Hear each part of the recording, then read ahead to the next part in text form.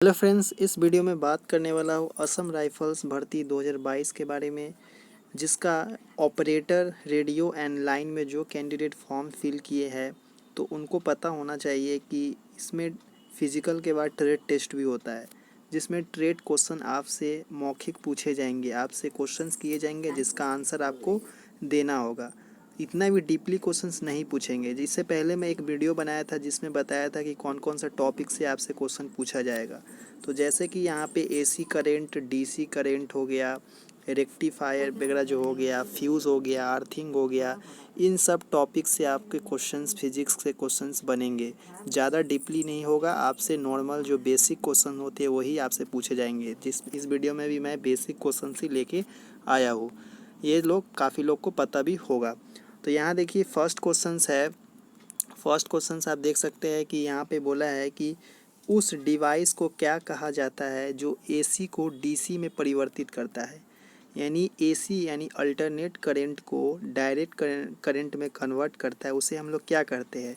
तो इसे इंग्लिश में हम लोग रेक्टिफायर कहते हैं और हिंदी में डिस्टकारी कहते हैं। तो ज़्यादातर लोग रेक्टिफायर से ही जानते होंगे, हिंदी में कम ही लोग को जानकारी होगा। तो डिस्टकारी भी आप लोग याद रखें और रेक्टिफायर भी याद रखें, जो कि एसी करंट को डीसी करंट में आसानी से चेंज कर देता है। तो एक क्वेश्चन इस टाइप के बन सकता है आपका। उसके बाद है इसमें करंट के ऊपर, जैसे करंट से भी क्वेश्चन आपसे पूछे जाएंगे। तो इसमें ओम्स का नियम होता है, तो ओम्स का नियम आपको पता होना चाहिए। जैसे कि इसमें बोला है कि ओम्स का नियम क्या है। तो पहला नंबर तो नियम आपको जानकारी होना चाहिए, जैसे ओम्स लॉ। ओम्स के नियम अनुसार यदि किसी चालक की भौतिक अवस्था, लंबाई हो, ताप हो आदि, तो यहाँ पे ओम्स लॉ बोला है, ओम्स के नियम के अनुसार यदि किसी चालक की भौतिक अवस्था, लंबाई, ताप आदि में परिवर्तित ना हो तो उसमें प्रवाहित होने वाली विद्युत धारा उसके सिरों पर लगाए गए विभवांतर के अनुक्रमानुपाती होती है। तो ये आपका एक डेफिनेशन हो गया, नियम हो गया। तो नियम भी हो सकता है, कम ही चांस है कि इतना लंबा पूछे, तो नियम भी आपको याद रखना होगा शॉर्ट में। और इसमें क्या क्या जैसे नियम है, जैसे कि यहाँ पे देखिए एक सेल है, बैटरी। तो पहला नंबर तो आपको ओम्स का नियम है, तो इसका क्या होता है, वोल्टेज डायरेक्टली प्रोपोर्शनल होता है करंट का, यानी आई का। तो इसका हम लोग देखा जाए तो V equal to R I या आई आर हम लोग यहाँ पे लिखते हैं। तो यहाँ पे क्या है कि V का मतलब होता है विभवांतर हिंदी में, और हिंदी में वोल्टेज। तो यहाँ पे एक सेल देख सकते हैं, यहाँ पे मैंने एक ड्राइंग बनाया है सेल का। तो आप लोग को पता होना चाहिए कि जो हम लोग बैटरी वगैरह यूज़ करते हैं, जैसे रिमोट में यूज़ करते हैं छोटा छोटा जो पेंसिल बैटरी, तो उसमें जो ऊपर की तरफ जो गोला टाइप का निकला रहता है वहाँ पे प्लस रहता है, और नीचे की तरफ जो आप देख रहे हैं यहाँ पे माइनस का साइन रहता है। तो यहाँ पे ये दिखाने के लिए मैं बताया, क्योंकि यहाँ पे एक फार्मूला आप देख सकते हैं। इसके वजह से यहाँ पे आई इक्वल टू धारा करेंट को बोलते हैं, आर इक्वल टू प्रतिरोध रेजिस्टेंस को बोलते हैं। तो जो यहाँ पे जो आर है, आर आपका कांस्टेंट हो जाएगा, क्योंकि भी डायरेक्टली प्रोपोर्शनल आर है। आपसे क्वेश्चंस वहाँ पूछा जा सकता है कि डायरेक्ट कि आई इक्वल टू क्या होगा, तो आई इक्वल टू आप डायरेक्ट बोल सकते हैं कि भी यानी वोल्टेज बाई रेजिस्टेंस, यानी भी बाई आर बोल सकते हैं। कोई भी चीज़ पूछा जा सकता है इस फार्मूला के बेसिस पे। तो आप लोग ओम्स लॉ से रिलेटेड और भी जानकारी ले सकते हैं।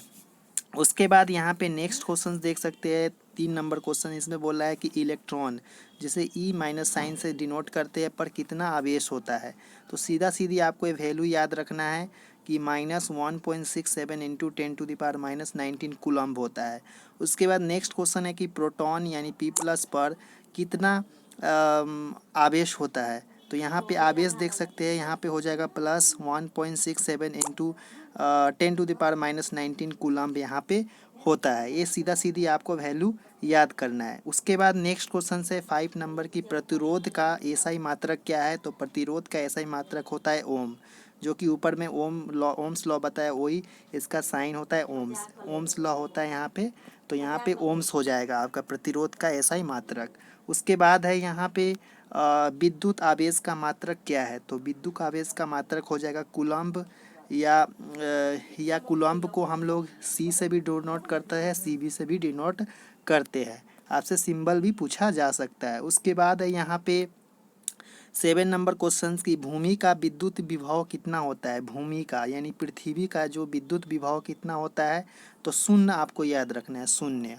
उसके बाद है यहाँ पे 8 नंबर क्वेश्चन की किस युक्ति के लिए दोहरी आर्थिंग आवश्यक है, मतलब किस युक्ति के लिए दोहरी आर्थिंग आवश्यक है। जो आर्थिंग होता है किस युक्ति के लिए, तो जैसे कि मोटर हो गया, मोटर में हम यूज़ करते हैं दोहरी आर्थिंग। उसके बाद ट्रांसफार्मर में यूज़ करते हैं, जनरेटर में यूज़ करते हैं। इन सब तीनों में दोहरी आर्थिंग हम की आवश्यकता पड़ती है। उसके बाद है 9th नंबर क्वेश्चन है 1 वोल्ट कहलाता है, यानी 1 वोल्ट बराबर कितना होता है, 1 जूल प्रति कूलम्ब। 1 जूल प्रति कूलम्ब होता है 1 वोल्ट के बराबर। उसके बाद यहाँ पे लास्ट में यहाँ पे एक और मतलब 10वां क्वेश्चन, इसके बाद भी और क्वेश्चंस है। तो विद्युत धारा का मात्रक व इसे किससे मापा जाता है। जो विद्युत धारा का मात्रक क्या होता है और इसे किससे मापा जाता है। तो विद्युत धारा का जो मात्रक होता है एम्पियर होता है, इसे अमीटर से मापते हैं। तो यहाँ पे 10 क्वेश्चन हुआ। नेक्स्ट और क्वेश्चंस है, जैसे कि यहाँ पे 11th नंबर क्वेश्चंस। तो 11th नंबर क्वेश्चंस में क्या बोला है, तो यहाँ पे 11th नंबर क्वेश्चंस आप देख सकते हैं। इसमें बोला गया है कि आर्थिंग का तार किस रंग का होता है। तो आर्थिंग का तार यानी आपको तार का जो भी रंग होता है उसका रिलेटेड आपको न्यूट्रल होता है, ये होता है। तो यहाँ पे क्वेश्चंस बना है कि आर्थिंग का तार किस रंग का होता है। तो आर्थिंग का तार जो होता है वो हरा रंग का होता है, हरा रंग का होता है। उसके बाद यहाँ पे 12 नंबर क्वेश्चन है कि विद्युत विभव का मात्रक और इसे किससे मापा जाता है। विद्युत विभव का मात्रक और इसे किससे मापा जाता है। तो वोल्ट विद्युत विभव का मात्रक होता है वोल्ट, और यहाँ पे इस किससे, तो वोल्ट मीटर से मापा जाता है। उसके बाद है नेक्स्ट क्वेश्चन की नमी वाले स्थानों पर कौन सी अर्थिंग की जाती है। जहाँ पे नमी होती है तो वहाँ पे प्लेट आर्थिंग यूज़ किया जाता है। उसके बाद है यहाँ पे 14 नंबर क्वेश्चन की अमीटर को विद्युत परिपथ में कैसे जोड़ा जाता है। अमीटर को विद्युत परिपथ में कैसे जोड़ा जाता है, तो श्रेणी क्रम में यानी सीरीज में जोड़ा जाता है। उसके बाद यहाँ पे 15 नंबर क्वेश्चन है। इसमें बोला है कि वोल्ट मीटर को विद्युत परिपथ में कैसे जोड़ा जाता है। तो समानांतर क्रम में यानी पैरेलल में, यहाँ पे समानांतर क्रम में जोड़ा जाता है। उसके बाद है नेक्स्ट क्वेश्चन 16 नंबर की विद्युत बल्ब में कौन सी गैस भरी होती है। तो विद्युत बल्ब में निष्क्रिय गैस भरी होती है।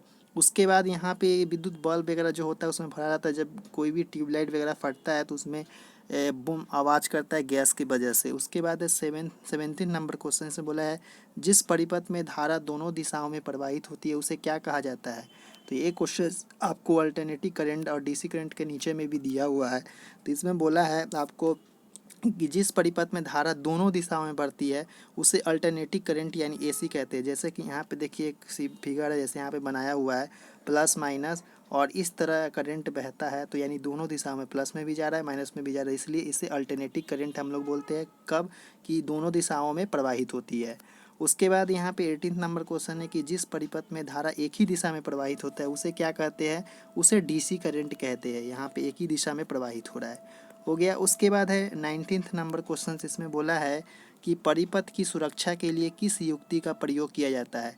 तो परिपथ की सुरक्षा के लिए विद्युत फ्यूज का यूज़ किया जाता है। विद्युत फ्यूज का जो फ्यूज़ होता है हम लोग घर भी यूज़ करते हैं, उसमें जो वायर रहता है ज़्यादा करंट फ्लो करने पर वो वायर मतलब उस टूट जाता है, जिसकी वजह से फ्यूज़ भी नष्ट हो जाता है। उसमें फिर हम लोग वायर लगाते हैं, उसके बाद फ्यूज़ को यूज़ करते हैं।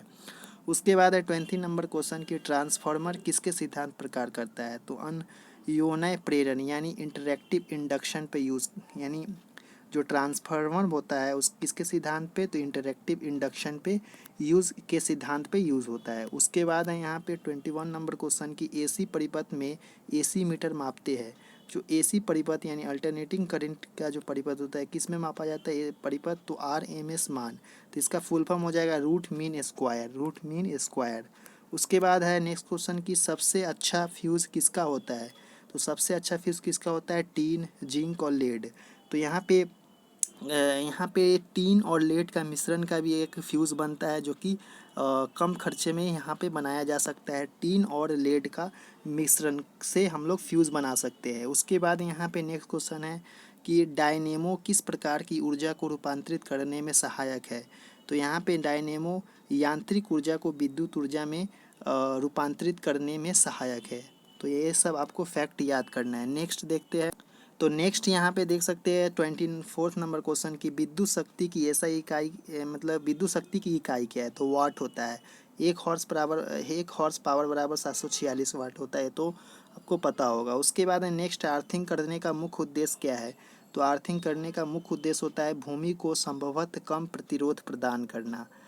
उसके बाद है 26 नंबर क्वेश्चन, फ्लेमिंग के दाएं हाथ के नियम का प्रयोग किसकी दिशा का पता लगाने के लिए होता है, तो इंड्यूस करेंट यानी प्रतिरोध प्रति अ, प्रेरित धारा को पता करने के लिए फ्लेमिंग के दाएं हाथ का नियम किस दिशा में, तो प्रेरित धारा को पता लगाने के लिए। उसके बाद है नेक्स्ट क्वेश्चन से यहाँ पे कि बिजली बल्ब के फिलामेंट के निर्माण के लिए किस धातु का प्रयोग किया जाता है, तो टंगस्टन। जो हम लोग बल्ब होता है, इस जो बल्ब होता है, बल्ब के अंदर एक टंगस्टन होता है जिसके वजह से फिलामेंट होता है, जिसके वजह से लाइट वगैरह चलता है। वो कटने के बाद आपका बल्ब भी नष्ट हो जाता है। तो यहाँ पे इसका गलनांक क्या होता है, इसका गलनांक उच्च होता है। तो यहाँ पे टोटल 27 क्वेश्चन था। आई होप कि आपको पूरा समझ में आया होगा। तो आप लोग एक एक करके इसका स्क्रीनशॉट भी ले सकते हैं, जैसे मैं दे देता हूँ अभी। तो स्क्रीनशॉट आप लोग स्क्रीनशॉट ले लीजिए, इसका स्क्रीनशॉट लीजिए। उसके बाद नेक्स्ट इसका स्क्रीनशॉट ले लीजिए, उसके बाद इसका स्क्रीनशॉट ले लीजिए। तो ओवरऑल यहाँ पे 27 क्वेश्चन था। नेक्स्ट वीडियो में और भी क्वेश्चंस लेके आऊँगा। तो एक क्वेश्चंस आपको कहाँ कहाँ यूज़ आएगा, जैसे कि आप ट्रेड क्वेश्चंस, जैसे जब आपके फिजिकल के बाद ट्रेड होगा तो उसमें पूछा जाएगा, और जब रिटन एग्जाम में बैठेंगे तो इस टाइप के क्वेश्चंस आपको वहाँ पे देखने को मिलेंगे, क्योंकि ट्रेड संबंधी क्वेश्चन 10 से 15 क्वेश्चन आपको देखने को मिल सकता है, क्योंकि आपका ये रेडियो ऑपरेटर एंड लाइन के लिए ही इंपॉर्टेंट है, क्योंकि सिलेबस में यही दिया हुआ है। तो आई होप कि पूरा आपको समझ में आ गया कि किस टाइप के क्वेश्चंस आते हैं। तो चलिए नेक्स्ट वीडियो में मिलते हैं। धन्यवाद देखने के लिए।